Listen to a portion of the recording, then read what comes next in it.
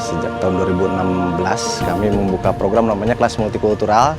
Kebetulan kami dan guru-guru di sini menginisiasi program itu bersama-sama.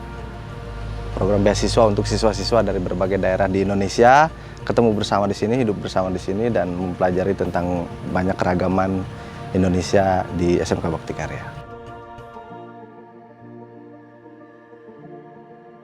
Jadi dalam rangka memperkuat kampanye tentang keragaman, terus untuk menjangkau publik luas tentang program ini, kami membuat program tahunan namanya Festival 28 Bahasa. Nah, festival ini menampilkan berbagai karya-karya asli berasal dari siswa-siswa dari berbagai macam latar belakang suku, agama, daerah gitu. Nah, itu ditampilkan bersama-sama di sini. Bukan hanya karya kesenian atau tradisi-tradisi yang ada di sana, tapi juga tentang cara hidup manusianya, dari mulai tentang makanan, membuat rumah adat, terus menampilkan berbagai macam seni budaya, kearifan-kearifan lokal, cerita-cerita di balik istilahnya di balik sejarah atau di balik tradisi yang mereka alami.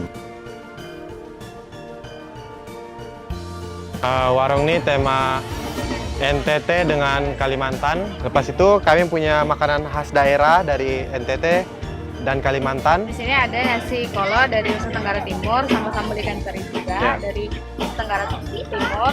Ada jagung tiri juga dari Nusa Tenggara Timur. Terus ini ada jagung susu dari Kalimantan Barat. Iya.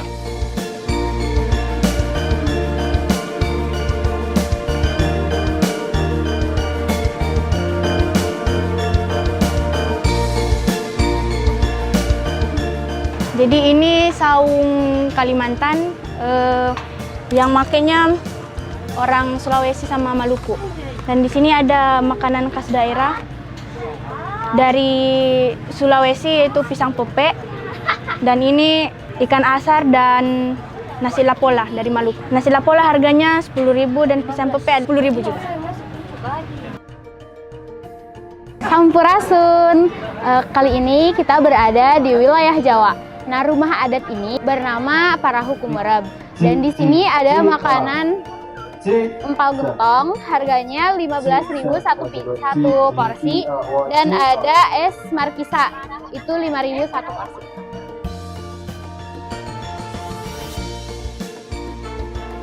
Halo, jadi kali ini kita ada di wilayah Papua. Di sini ada rumah adat Papua namanya Honai. Dan di sini ada makanan-makanan khas Papua juga. Ada papeda, ikan kuah kuning, dan es kelapa. Harganya satu cupnya 10.000, terus es kelapanya 5.000.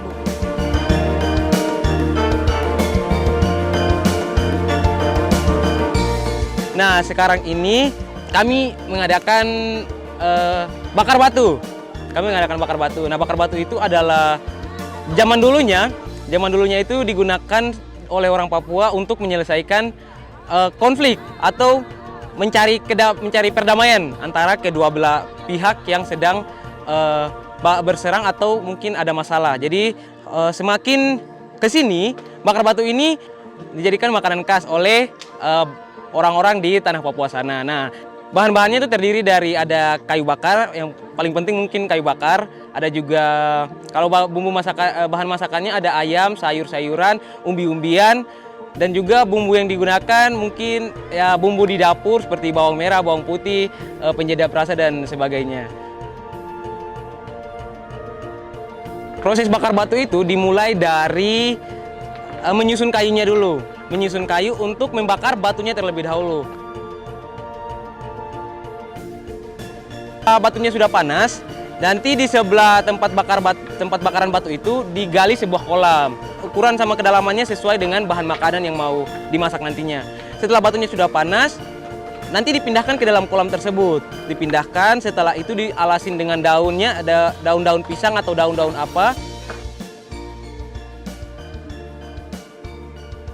Dialas di atas batu panasnya, habis itu dimasukin makanannya, disusunlah di atasnya. Setelah itu ditutup lagi dengan daun. Nah, di atas daun itu ditaruh batu yang panas lagi tuh, ditaruh batu yang panas lagi dan ditutup. Jadi prosesnya ini seperti kukus ya, kalau pengkukusan. kukus ya. Jadi proses bakar batu ini seperti kukus, mengukus makanan. Durasi untuk waktu masakannya benar-benar matang itu membutuhkan kurang lebih kira-kira 1 jam lah, 1 atau 2 jam.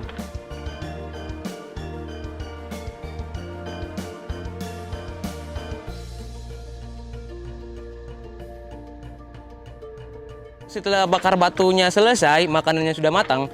Nah, cara makannya juga tuh nggak di piring, tapi mereka menggunakan daun pisang. Jadi nanti mereka alas daun pisang, habis itu makanan yang sudah dimatang mereka taruh di atas itu. Nah, tinggal dinikmatin bersama. Perjalanan ke SMK Bakti Karya Parigi ini selalu menyenangkan bagi kami. Ya, jadi ini perjalanan kesekian kalinya karena sekolah ini adalah sekolah binaan Jabar Masagi. Jadi sekolah Jabar Masagi. Perjalanan 6 jam dari Bandung melalui Banjar tentunya dengan jalan yang luar biasa menyenangkan bagi kami dan akhirnya sampai pagi di sini. Ya. Acara Festival 28 Bahasa 2024 ini memang selalu luar biasa tiap tahunnya. Kami melihat SMK Bakti Karya Parigi mengimplementasikan pendidikan karakter berbasis kearifan lokal. Ini juga yang jadi misi Jabar Masagi Dinas Pendidikan Jawa Barat, mengangkat kearifan lokal yang jadi modal besar bagi pendidikan karakter di Indonesia, khususnya di Jawa Barat. Bagi kami, kearifan lokal ini adalah satu hal yang harus dipelihara oleh putra-putri kita, oleh siswa-siswi kita, sehingga mereka mengenal jati dirinya. Kita lihat tadi ada dari Papua, dari Sulawesi, yang memang mencerminkan bahwa Indonesia ini penuh ragam budaya, penuh ragam kearifan lokal, yang bisa jadi modal ketika mereka beranjak dewasa, mereka mengenal jati diri bangsanya. Bahwa saya orang Indonesia, saya punya ragam budaya yang banyak, dan saya harus melestarikannya dan menjaganya. Untuk menjaga keberlangsungan acara festival ini, keberlangsungan sekolah juga, program di kelas multikultural juga. Nah, sebetulnya yang kita harapkan itu ada dukungan publik yang lebih besar lagi ya, terutama dari para peminat isu-isu toleransi, perdamaian, orang-orang yang peduli terhadap kebudayaan, keragaman di Nusantara ini gitu. Dukungan publik itu akan menambah daya gitu untuk menjangkau lebih banyak suku-suku yang belum ada di tempat kami gitu. Terus kesempatan buat siswa-siswa yang dari daerah-daerah tertentu lah yang susah akses untuk memperoleh keragaman gitu. Supaya mereka bisa lebih mengenal Indonesia itu, oh iya ya, beragam, asik untuk ditinggali gitu, dan layak untuk dipertahankan.